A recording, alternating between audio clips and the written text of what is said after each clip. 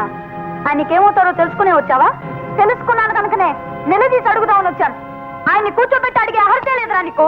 నిలదీసి ఇంకేం అడుగుతావు? మా అమ్మకి ఎందుకు ద్రోహం చేశాడో అడుగుతాను. మీ అమ్మ ఆవిడ నాకేమవుతుంది? నీకేం కాదు, నాకు మాత్రమే అమ్మ. అజ్ఞానంతో మాట్లాడుతున్నావు తమ్ముడు. నీ ఒంట్లో నాన్న రక్తం ప్రవహిస్తోంది, నా ఒంట్లో అమ్మ ఆప్యాయత పరుగులు తీస్తోంది. కాకమ్మ కబుర్లు చెప్పకుండా ముందు మీ నాన్న ఎక్కడున్నారో చెప్పు. కొన్ని ప్రశ్నలు అడగాలి.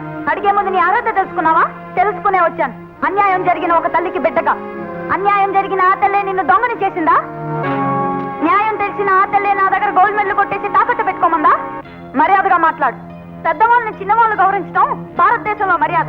పెద్దవాళ్ళని గౌరవించచ్చు కానీ ఒక హంతకుడు కొడుకుని గౌరవించక్కర్లేదుగా. ప్రమోద్ కొడతావా?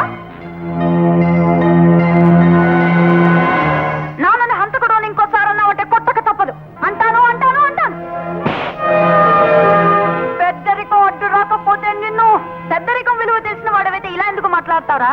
నాన్నేంటో ఆయన గొప్పతనం ఏంటో నీకు తెలియాలంటే ఇంట్లో ఒక 2 రోజులు ఉంటే నీకే తెలుస్తుంది. నాన్న హంతకుడు కాదని, ఆయన దేవుడితో సమానమని, అమ్మ దూరం అయినందుకు నలిగిపోతున్న మనిషిని నీకే తెలుస్తుంది. నువ్వు చెప్పింది నిజమే అయితే నేను నీలాగా ఇక్కడ 2 రోజులు ఉంటాను, నువ్వు నాలాగా అక్కడ 2 రోజులు ఉంటే నాన్న మంచితనం నిజంగా ఉంటే నాకు తెలుస్తుంది, అమ్మ పడే క్షోభ నీకు తెలుస్తుంది. ఛాలెంజ్. 48 గంటలు నువ్వు నాకు సారీ చెప్పి మా నాన్న కాదు మన నాన్న అంటావు. ఛాలెంజ్.